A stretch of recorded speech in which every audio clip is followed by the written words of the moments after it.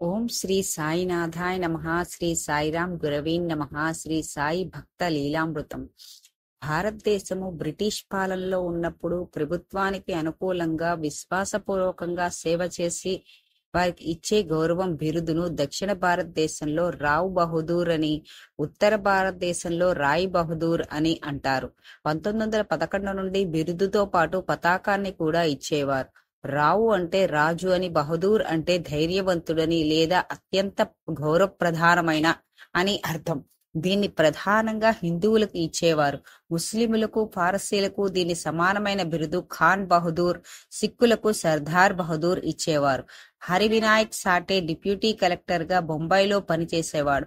అతని సమర్థతకు, కార్యదీక్షకు మెచ్చి అతనికి ప్రభుత్వం రావ్ బహదూర్ బిరుదును సత్కరించింది. అప్పటి నుండి అతన్ని రావ్ బహదూర్ హరివినాయక్ సాటే అని పిలిచేవారు. అతనికి 44 వయసు సంవత్సరంలో ఉన్నప్పుడు భార్య చనిపోయింది. మళ్ళీ పెళ్లి చేసుకోమని స్నేహితులు, బంధువులు ఒత్తిడి చేశారు. ఈ వయసులో నాకు పెళ్లెందుకు, పెళ్లిడికి వచ్చిన కూతురు ఉంది అనేవాడు. కానీ స్నేహితులు మాత్రం వంశోద్ధారకుడు పుత్రుడు అవసరం, ఏ వయసు అయితేనేమి పెళ్లి చేసుకోమని బలవంత పెట్టేవారు. నాకు కొడుకు పుడతారని ఎవరైనా మహాత్ములు హామీ ఇస్తే పెళ్లి చేసుకుంటాను అన్నాడు హరివినాయక్ సాటే. 1904లో కార్యాలయం పని మీద కోపర్ గ్రామ్ వెళ్ళాడు. అక్కడ మహల్తాదారుగా పనిచేస్తున్న స్నేహితుడిని భార్వేతో తన పెళ్లి చేసుకోమని ఒత్తిడి పెడుతున్న విషయం చెప్పాడు. నాకు కొడుకు పుడతాడని హామీ ఇచ్చే మహాత్ములుంటే పెళ్లి చేసుకోవాలని ఉందని సాటే భార్వేతో తన మనసులోని మాట చెప్తాడు. భార్వే సాటే షిరిడీకి తీసుకుపోయాడు. సాయి దర్శనం చేసుకున్నారు. బాబాతో సాటి కొడుకులు లేరు అన్నారు. భార్వే పెళ్లి చేసుకోమను, కొడుకు ఆ భగవంతుడు ప్రసాదిస్తాడు అన్నాడు బాబా. పూణేలో జ్యోతిష్కుని సాటి కలిసి సంప్రదించాడు. గతంలో తనకు కూతురు, తనకు జరిగిన కొన్ని సంఘటనలు తెలిపాడు. సాటే జాతక చక్రం పరిశీలించి పెళ్లి చేసుకో, పుత్ర సంతానం కలుగుతుందని జ్యోతిష్యుడు చెప్పాడు. దాంతో మళ్లీ పెళ్లి చేసుకోవాలని సాటే అనుకున్నాడు.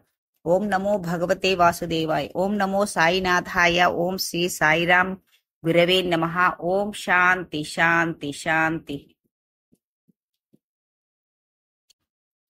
ఓం శ్రీ సాయినాథాయ నమః. శ్రీ సాయిరాం గురవే నమః. సాయి భక్త లీలామృతం. సాటే రెండో వివాహం చేసుకోవాలి అనుకున్న కొన్ని మాసాలకు అహ్మద్ నగర్ కు బదిలీ అయ్యింది. దాదా కేల్కర్ నుంచి సాటేకి ఒక ఉత్తరం వచ్చింది. అందులో తన కుమార్తెకు తనకొక కూతురు ఉందని, సంబంధాలు ఉంటే చూడమని రాశాడు. సాటే ఆ ఉత్తరానికి బదులు ఇలా రాశాడు: నేను కూడా రెండో వివాహం చేసుకోవాలి అనుకుంటున్నాను. నా వయసు 50 సంవత్సరాలు. బాబా గారు ఇందుకు సమ్మతి తెలిపారని రాశారు. సాటే ఉత్తరం చదివి, కేల్కర్ మిమ్మల్ని అల్లుడిగా స్వీకరించడానికి సంతోషిస్తున్నాను అని బదులు రాశాడు. మీ అమ్మాయిని బాబాకు చూపించండి, వారి అనుమతి లేనిదే నేను వివాహం చేసుకోను అని మరలా బదులు ఉత్తరం రాశాడు.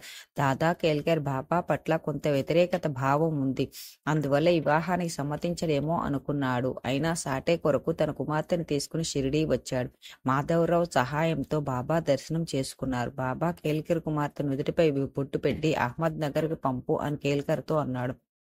పరోక్షంగా బాబా అనుమతి లభించిందని సాటేకు సమాచారం పంపాడు. బాబా అనుమతితో కేల్కర్ కుమార్తె 1905లో వివాహం చేసుకున్నారు. సాటే వివాహం చేసుకుని తన భార్యతో కలిసి షిరిడీ వచ్చి బాబా ఆశీస్సులు పొందాడు. ఒక శాల్వాను, వెండి భరణ్ను ఇచ్చాడు. బాబా తన దివ్య హస్తాలతో వాటిని పవిత్రపరిచి తన ఆశీస్సులతో పాటు అతనికి తిరిగి ఇచ్చాడు. మొదట 2 ఆడపిల్లలు, తరువాత 1913లో బాబా అనుగ్రహంతో సాటేకు చక్కటి పుత్రుడు జన్మించాడు. సాటేకు బాబా చేసిన గొప్ప ఉపకారాలు: సాటే వివాహం జరిపించడం, ఆ తర్వాత అతనికి సంతానాన్ని ప్రసాదించడం, భక్తుల నివాసం ఉండడానికి బాబా అనుమతితో ఒక వసతి గృహం నిర్మించాడు. దాన్నే సాటేవాడ అని కూడా పిలువబడుతున్నది. ఓం శ్రీ సాయినాథాయ నమః. ఓం శ్రీ సాయిరాం గురవే నమః. ఓం శాంతి శాంతి శాంతి. ఓం శ్రీ సాయినాథాయ నమః. శ్రీ సాయిరాం గురవే నమః. శ్రీ సాయి భక్త లీలామృతం. ప్రస్తుతం షిరిడీలో భక్తులు నిత్యం దర్శించుకుంటున్న సాయి విగ్రహం 1954 అక్టోబర్ 7న విజయదశమి రోజున ప్రతిష్ఠించారు. ఈ విగ్రహ ప్రతిష్టాపనకు ముఖ్యులైన వామన్ రావు ప్రాణ్ గోవింద్ పాటిల్ గురించి తెలుసుకుందాం. వీరినే స్వామి శ్రీ శరణ్ ఆనంద్ గా కూడా పిలుస్తారు. వీరు సూరత్ జిల్లాలో మోటా గ్రామంలో 1889 ఏప్రిల్ 5వ తేదీన జన్మించారు. దేవుడు అసాధారణమైన వాడని, ప్రత్యేక లక్షణాలు ఉన్నవాడని, అద్భుతమైన వాడని చెబుతున్న మాటలను వామన్ రావు నమ్మక, దేవుణ్ణి ప్రత్యక్షంగా తన కళ్ళతో చూస్తేనే నమ్ముతానని అనేవాడు. ఒకసారి అతని తండ్రి అయిన ఫ్రామ్ గ్రోండ్రీ అతన్ని అకల్కోట్ మహారాజ్ భక్తుడైన శ్రీ బాలకృష్ణ మహారాజ్ వద్దకు తీసుకువెళ్ళాడు. ఆయన అతన్ని షిరిడీకి తీసుకువెళ్ళమని చెప్పటంతో వామన్ రావు తండ్రి బాలాభావు పేరుతో పరిచయం లేఖ తీసుకుని డిసెంబర్ 10, 1911 కొడుకుతో కలిసి షిరిడీ బయలుదేరాడు.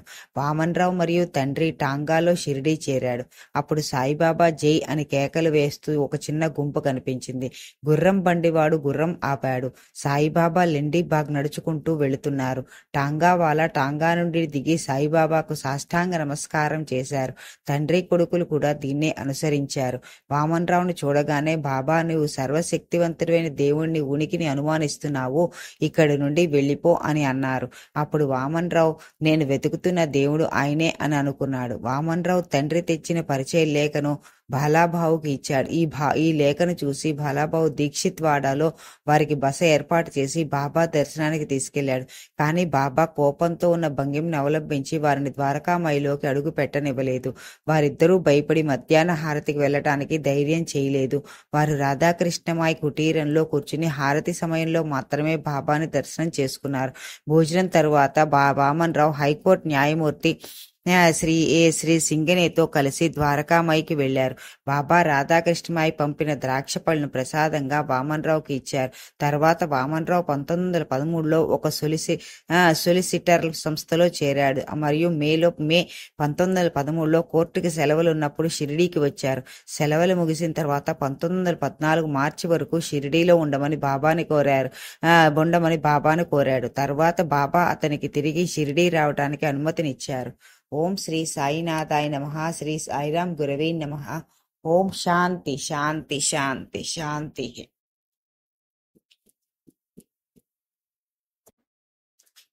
ఓం శ్రీ సాయినాథాయ నమః. శ్రీ సాయిరాం గురవే నమః. శ్రీ సాయి భక్త లీలామృతం.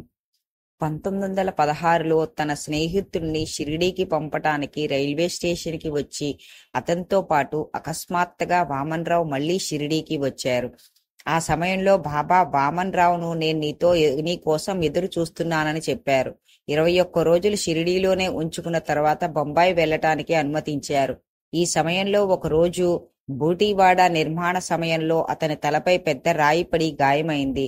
బాబా ఇచ్చిన మందులతో, బాబా అనుగ్రహంతో అతని గాయం నయమైంది. అతని తలపై ఎటువంటి మచ్చ కనిపించలేదు. తలకు గాయమైన సమయంలో తాను అత్యున్నతమైన మరియు ఆనందకరమైన ఆనందాన్ని అనుభవించానని వామన్ రావు చెప్పారు. ఈ సంఘటన తర్వాత మాత్రమే అతను బాబాకు మంచి భక్తుడయ్యాడు. బాబా దుస్తులతో అపారమైన శక్తి ఉన్నాయని ఒకసారి బాబా తన కపిని మహల్సాపతి మరియు మరొకరు సందర్భంలో ముక్తిరామ్ అనే భక్తుడికి కానుకగా ఇచ్చారు. కపిని మురిగ్గా ఉండటంతో ముక్తిరామ్ దాన్ని ఉతికి ఆరబెట్టడానికి దీక్షిత్ వాడాలో ఉంచి ముక్తిరామ్ బాబా దర్శనం కోసం వెళ్ళాడు. కపిని ఆరబెట్టడానికి ఉంచిన దీక్షిత్ వాడాలోనే వామన్ రావు ఉన్నాడు. కపిని నుంచి చూడు ముక్తిరామ్ నన్ను ఇలా ఇక్కడికి తీసుకువచ్చి తలకిందల్లా వేలాడ తీశాడు అనే ఒక స్వరం వినిపించింది. వామన్ రావు విన్నాడు. వామన్ రావు వెంటనే కపినిని తీసుకుని స్వయంగా ధరించాడు. కపిని ధరించిన తర్వాత వామన్ రావు ద్వారకామాయికి వెళ్ళాడు. వామన్ రావు ధరించిన కపినిని చూసి బాబా కోపంగా చూశారు. కానీ వామన్ రావు సరైన సమయంలో సన్యాసిగా మారాల్సి ఉంది కాబట్టి బాబా ఏమీ అనలేదు. ఆ తర్వాత వామన్ రావు ఆధ్యాత్మిక విషయాల్లో పురోగతి సాధించాడు. ఒకసారి ఒక భక్తుడు బాబా పాదుకలు తీసుకువచ్చి బాబా మీకు అప్పగిస్తున్నారని చెప్పి వాటిని వామన్ రావుకి ఇచ్చారు. మొదట్లో ఆయన నిరాకరించిన చివరికి అంగీకరించి అహ్మద్ నగర్ లో వాటిని ప్రతిష్ఠించారు. తర్వాత విష్ణు ధర్మాలయ అనే పేరుతో సాయిబాబా మందిరం నిర్మించారు. 1932లో గుజరాతీ భాషలో బాబాపై గురు స్మృతి అనే గ్రంథాన్ని, 1946లో గుజరాతీలో బాబా జీవితం గురించి సాయిబాబా అనే గ్రంథాన్ని రాశారు.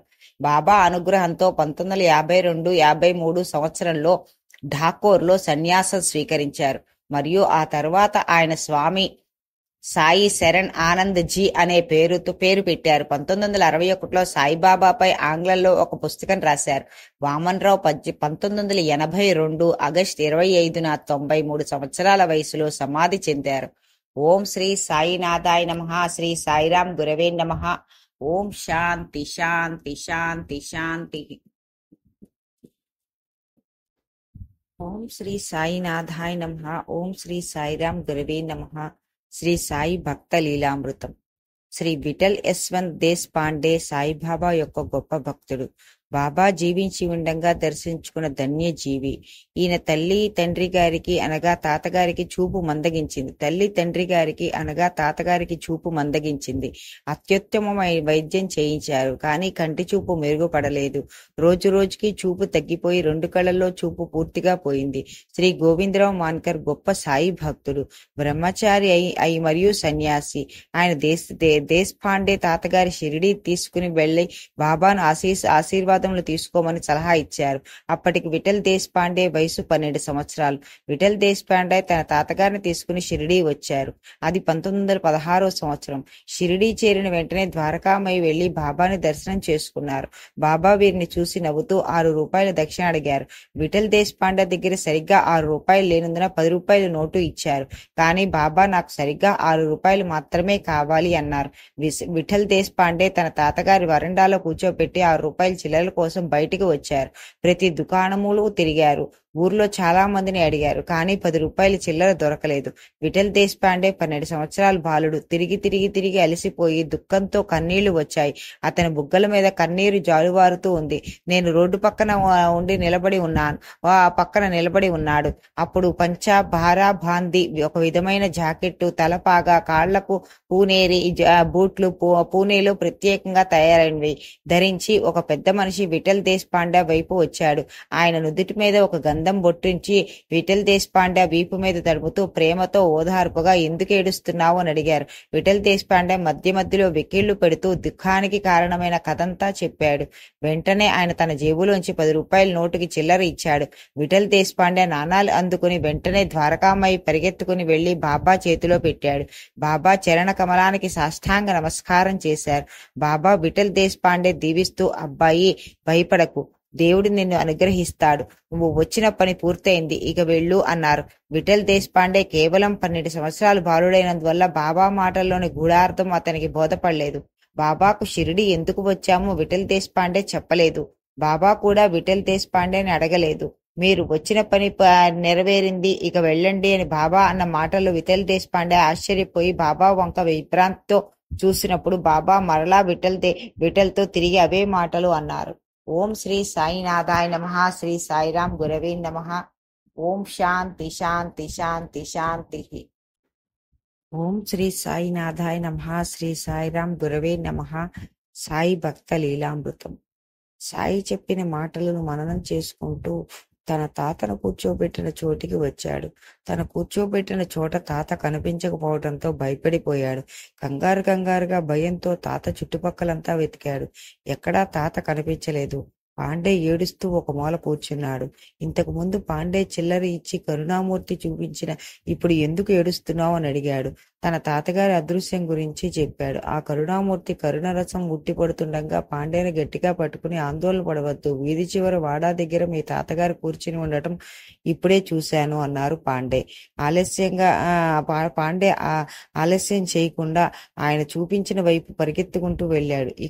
అక్కడ పాండే తాతగారు చెరుకు గట్టు పక్కన కూర్చుని ఆనందంగా చెరుకు మొక్కలు నములుతూ ఉన్నారు. ఒంటరిగా నువ్వు ఇక్కడికి ఎందుకు వచ్చావు? నీకు కళ్ళు కనపడవు కదా? కింద పడి దెబ్బలు తగిలితే గాయపడి ఉండేవాడివి కదా? భావోద్రేకంతో కోపంతో పాండే స్వరాన్ని పెంచి అరిచాడు. పాండే తాతగారు ప్రశాంతంగా పాండే వైపు చూసి తన పక్కన కూర్చోమని చెప్పి ఇలా అన్నారు. ఒరే అబ్బాయి, నన్ను కూర్చోబెట్టి నువ్వు చిల్లర తేవడానికి వెళ్ళావు. ఆశ్చర్యకంగా ముందర నాకు అన్ని మసగా కనబడి తర్వాత అన్ని స్పష్టంగా చూడగలిగాను. ఇక నేను అక్కడ ఊరికే సోమరిగా కూర్చోవలసిన అనిపించలేదు. బయట కాస్త తిరిగి వద్దామని అనిపించింది. మనం బస చేసిన చోట గురించి కాస్త అవగాహన ఉంది. అక్కడికి వెళ్ళి నువ్వు వచ్చే వరకు నీ కోసం ఎదురు చూద్దామనుకున్నాను.